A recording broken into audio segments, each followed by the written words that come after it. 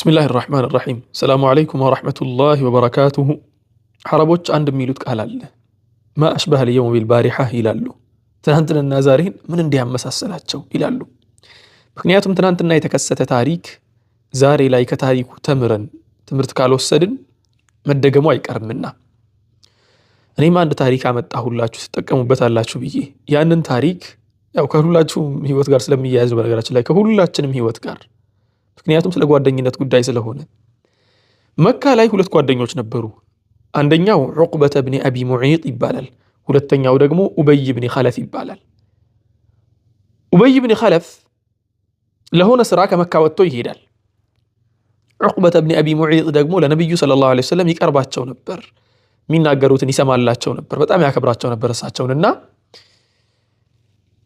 ዑቅባ ኡበይ ኢብኑ ኸለፍ በሄደበት ውጭ በወጣበት ምን ያደርጋል ነብዩ ሰለላሁ ዐለይሂ ወሰለም ይጋብዛቸዋል እንደነገርኳችሁ የልብ ጓደኛው ነው ዑቅባና ኡበይ ኢብኑ ኸለፍ የልብ ጓደኞች ናቸው በጣም ነው የሚዋደዱት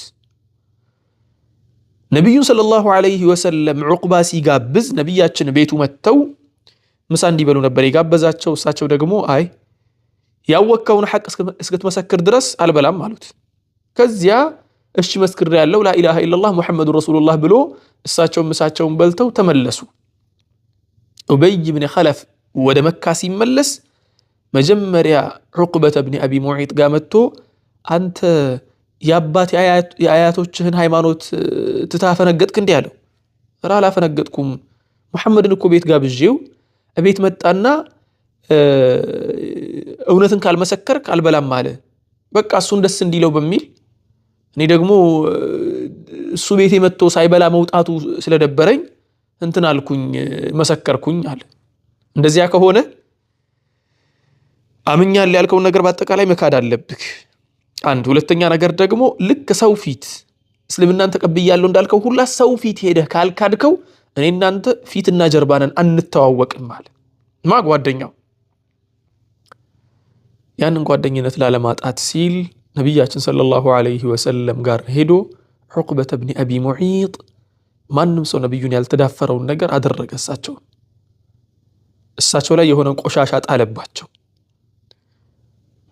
ከዚህ አላህ Subhanahu Wa Ta'ala ቁርአን ላይ ይሄንን ነገር ገለጸልን እድሜ ልካችንን ትምህርት እንዲሆነን በደንብ አድርጎ ገለጸልን ይሄ የተከሰተውን ክስተት ነብያችን ደግሞ በሌላ ሐዲስ ላይ ስለዚህ ጉዳይ በደንብ አድርጎ የሚያብራራ ነገር ተናገሩ ከዚህ ጉዳይ ጋር ያይዞ አይደለም እሳቸው በኖርማል እንደማስተማር ነበር የተናገሩት አላህ ግን ምን ብሎ የተናገረው ويوم يعض الظالم على يديه يقول يا ليتني اتخذت مع الرسول سبيلا ويوم يعض الظالم على يديه نفسه ሲበድል የነበረው ግለሰብ አለ ማን ነው እሱ ዑቅበተ ኢብኑ አቢ ሙዒጥ ነው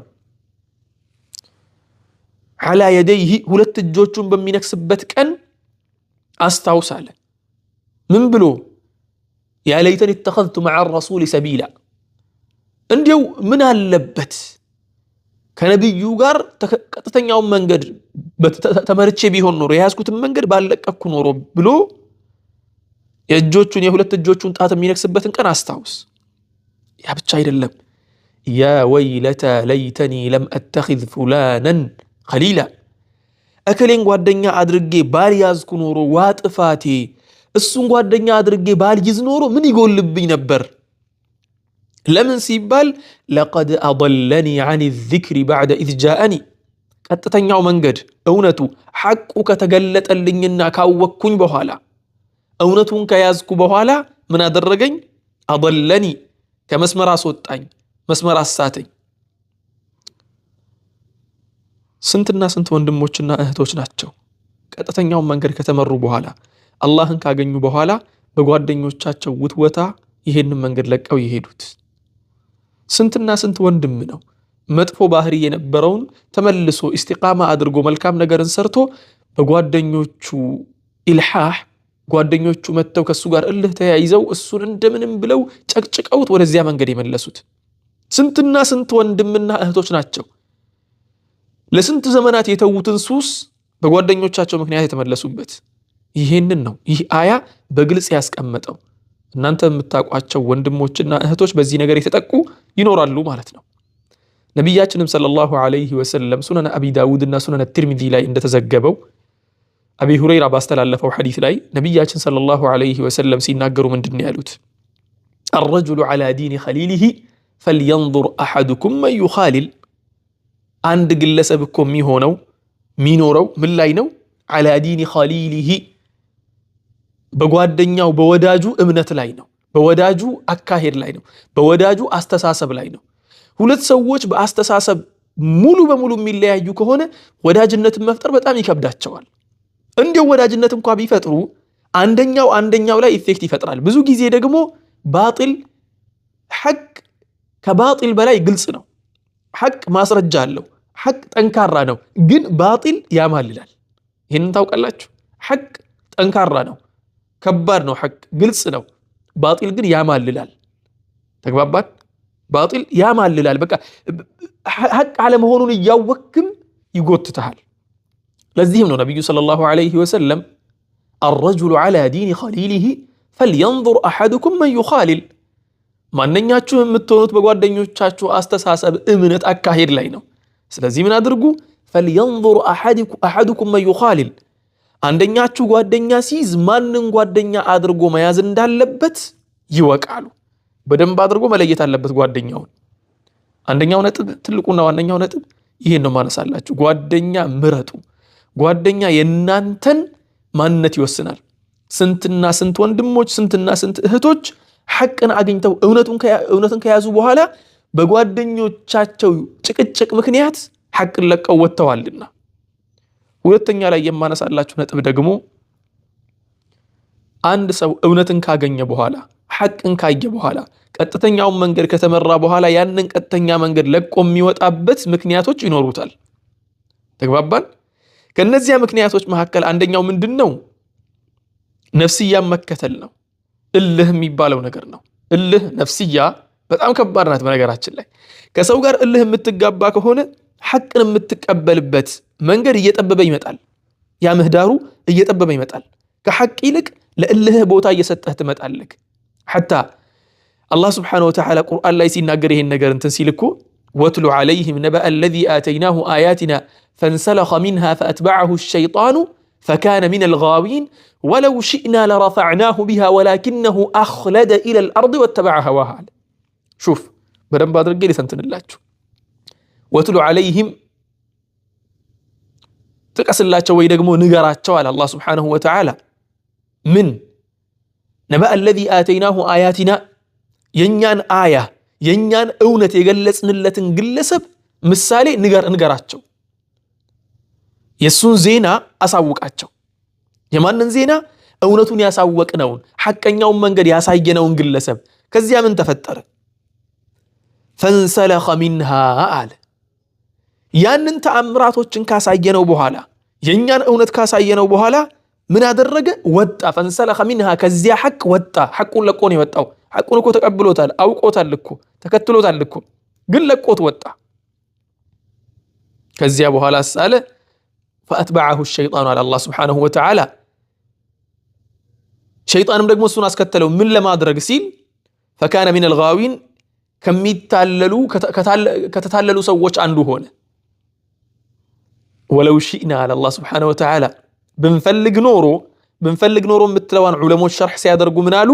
ይህ ግለሰብ ያ ሐቅ ላይ መጽናቱ ይበጀዋል የሚለውን ማለትም ጥሩ ልብ ቢኖረው ኖሮ ማለት ነው። ግለሰቡ ያለው ልብ ቆሻሻ የሆነ ልብ ስለሆነ እንጂ ጥሩ ልብ ቢኖረው፣ ሐቅን የሚያይበት ልብ ቢኖረው፣ እልሁን የሚያሸንፍበት ከኢጎው በላይ ሐቅን የሚያስቀድምበት ልብ ቢኖረው ኖሮ ለረፈዕናሁ ቢሃ በዚያ እውነት በዚያ ተአምራቶች ከፍ ባደረግነው ነበር ግለሰቡን። ወላኪነሁ አለ አላህ ስብሓነሁ ወተዓላ ግን ግለሰቡ ምን አደረገ? አኽለደ ኢለል አርዲ ወደ ምድራዊ ፍላጎትና ዱንያዊ ፍላጎት አዘነበላል። ወተበዐ ሀዋሁ ፍላጎቱንም ተከተለ። ፍላጎት ብሎ ማለት ኢጎ ማለት ነው። የራስ ፍላጎት፣ የራስ እልህ፣ የራስ ግብግብ ውስጥ ሲገባ የያዘው ነገር ሐቅ መሆኑን እያወቀ ሐቁን ለቆ ይወጣል። እኔ ወላሂ ሱብሓነላህ አንድ ወንድም አጋጥሞኛል። በእልህ ምክንያት እያየ ነው የከፈረ ማለት ነው። በእልህ ምክንያት እልህ ውስጥ ገብቶ ከፈረ እያየ ነው። ያ ግለሰብ ምን አግኝቶ ነው ማስረጃ አግኝቶ ነው ምናምን ስትል ላ ማስረጃ አይደለም ያለው ምንድነው የእልህ ጉዳይ ነው ማለት ነው። ወተበዐ ሀዋሁ ከዚያ በኋላ አላህ ሱብሓነሁ ወተዓላ ምሳሌውን ሲናገር ከዚያ ምን አለ ፈመሰሉሁ ከመሰሊል ከልቢ ኢን ተሕሚል ዐለይሂ የልሀስ አው ተትሩክሁ የልሀስ አለ። ልክ እንደ ውሻ ነው አለ። ተከትለኸው ብትሮጥ ወይ ደግሞ ብታሯሩጠው የሚያለከልክ ባታሯሩጠውም ቆሞ ምንድነው የሚባለው ሙቀት እንትን ሲል ሙቀቱን ለማስወጣት ማለት ነው የሚያለከልክ እንደዚህ አይነት ውሻ ነው አለ አላህ ሱብሓነሁ ወተዓላ ምሳሌውን ሲያስቀምጥ። ለምን ሲባል ሐቅን አገኘ አላገኘ ሁሌ የሚከተለው ማለክለኩን አይተው የሚለውን ነገር ምን አደረገው? ሁሌ የሚከተለው ልቡን ብቻ ነው፣ ኢጎውን ብቻ ነው። ሐቅን ሳይሆን እውነትን ማስረጃን ሳይሆን ኢጎውን ብቻ ነው፣ የልቡን ፍላጎት ብቻ ነው። ሁሌም የሚያስበው ምንድነው? ራሱን ከምንም ነገር በላይ አድርጎ ነው፣ ከፍ አድርጎ ራሱን የሚመለከተው። ስለዚህ ምን ይሆናል? ذلك مثل الذين كذبوا بآياتنا الله سبحانه وتعالى ይሄ ምሳሌ አሁን የጠቀስንላችሁ ምሳሌ በአላህ አንቀጽ የካዱ ሰዎች ምሳሌ ነው ብሎ ተናገረ። ስለዚህ ወንድሞቼ ሁለተኛ ላይ ያነሳሁት ነጥብ ምን የሚለው ነጥብ ነው?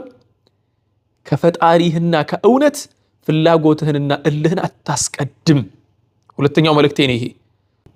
ሶስተኛው ነጥብ ደግሞ እሺ አንድ ሰው ሐቅን ካገኘ በኋላ ኢስላምን ካገኘ በኋላ አላህ Subhanahu Wa Ta'ala ቀጥተኛውን መንገድ ከመራው በኋላ ለእልሁ ብሎ ለምኑ ብሎ እስልምና ለቆ ወጣ። ማን ነው ተጎጂው? እዚያ ጋር አሁን ነጥቡ ማን ነው የሚጎዳው? ማን ነው ሲያን ያደረገውን ነገር የሚያፍርበት ዋጋውን የሚከፍለውስ ማን ነው? በነገራችን ላይ የሆነ ምሳሌ ትዝ አለኝ። ባሌን ጎዳለው ብላ ምናምን የሚል የሆነ ምሳሌ አለ። ባሌን ልጉዳ ብላ ምን ሆነች? ሰውነቷን አበላሸች ይባላል ባለቤቱ። እሱ እኮ ሄዶ ማግባት ይችላል እኮ ሌላ አይደል? በባል እንኳን ከመጣን ወላኪን አንድ ግለሰብ እንዲው ኢስላምን የጎዳ አላህን የጎዳ መስሎት የሆነ እንዲህ ያለን ነገር ቢያደርግስ ያለ ራሱ ጉዳይ ነው፣ የአላህ ጉዳይ አይደለም። አላህ Subhanahu Wa Ta'ala የኛም መመራት የሚፈልገው እንዳንጎዳ ነው፣ እንዳንሰበር፣ እንዳንቀጣ። ተግባባን? ነገ ላይ ችግር እንዳያጋጥመን እንጂ አላህ Subhanahu Wa Ta'ala ምንም የሚጎልበት ነገር የለም። አላህ በተለያዩ ብዙ አያዎች ላይ ምንም ነገር ከኛ እንደማይፈልግ የተብቃቃ አምላክ እንደሆነ ማንም ቢከፍር የራሱ ጉዳይ እንደሆነ በተደጋጋሚ ይነግረናል። አላህ Subhanahu Wa Ta'ala እናስታውሰው አንድ የቁርአን አያ አለ። ምን ይላል? إن الذين كفروا وصدوا عن سبيل الله وشاقوا الرسول من بعد ما تبين لهم الهدى እነዚያ እኮ إن الذين كفروا وصدوا عن سبيل الله እነዚያ ከአላህ መንገድ ያፈነገጡት አንደኛ ነገር ከፈሩ ካዱ ማለት ነው።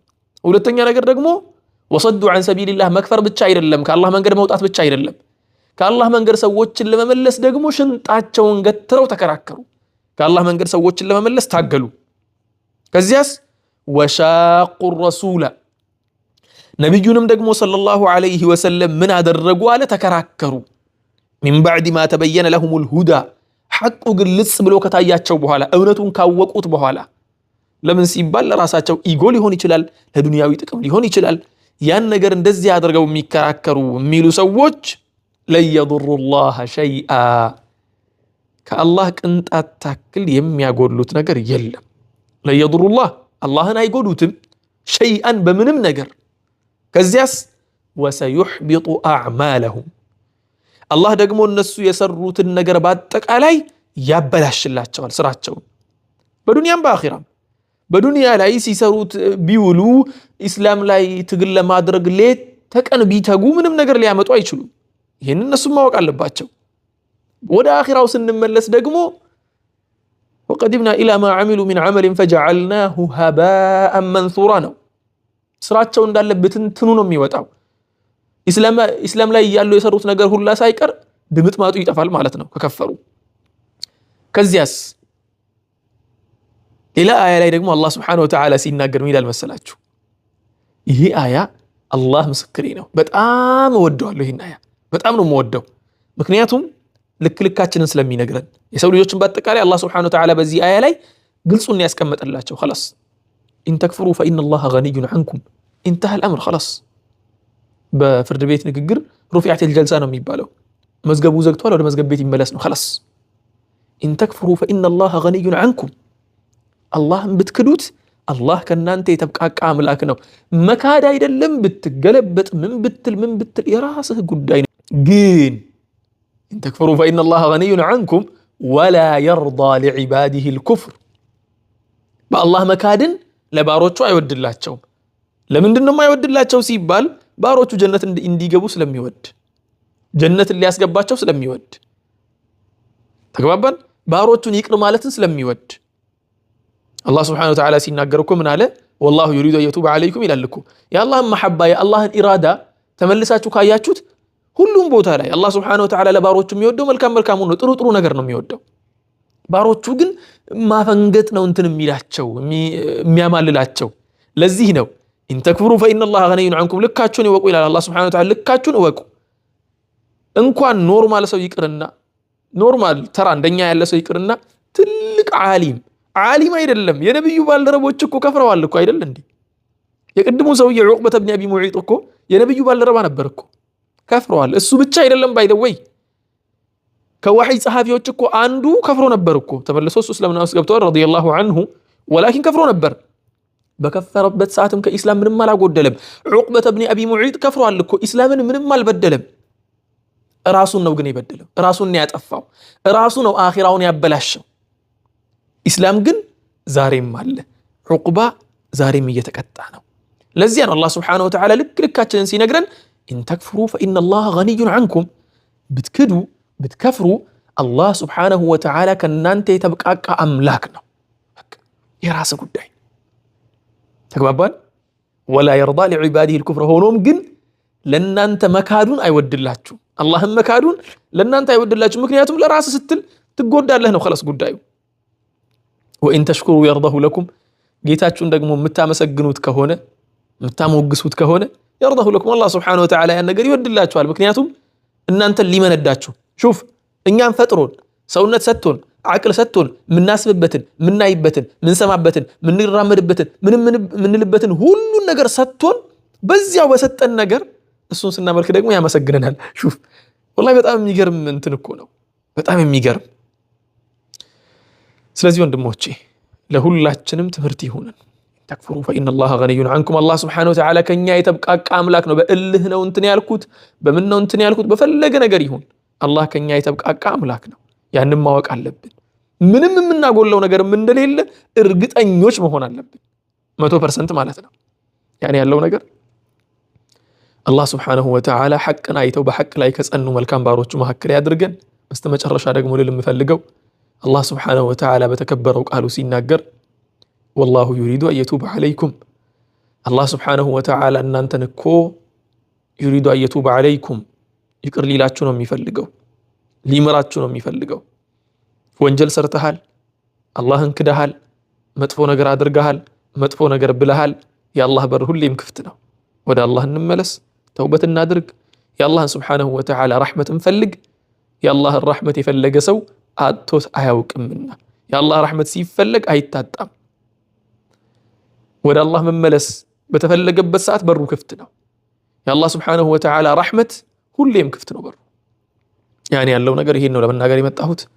አንደኛው ጓደኛችሁን ምረጡ። ሁለተኛ ነገር ደግሞ ከተመረጣችሁ በኋላ መጣልን ፍሩ። አላህ ከመረጣችሁ በኋላ እናንተን መጣሉን ፍሩ። ሶስተኛ ነገር ደግሞ ምንድነው? አላህ ስብሓነሁ ወተዓላ የኛ ማመን የኛ አለማመን ምንም ነገር እንደማይጨምርለትና እንደማያጎልበት በአሐዲሶችም በቁርአን አያም ለው አነ አወለኩም ወአኺረኩም የሚለውም ሐዲስን በደንብ አድርጎ ይገልጸዋል እላችኋለሁ። አላህ ስብሓነሁ ወተዓላ ቀጥተኛውን መንገድ ከተመሩ መልካም ባሮች መካከል ያድርገን። ለአላህ ብዬ ወዳችኋለሁ። ሰላም ሁኑልኝ። አሰላሙ ዐለይኩም ወረሕመቱላሂ ወበረካቱሁ።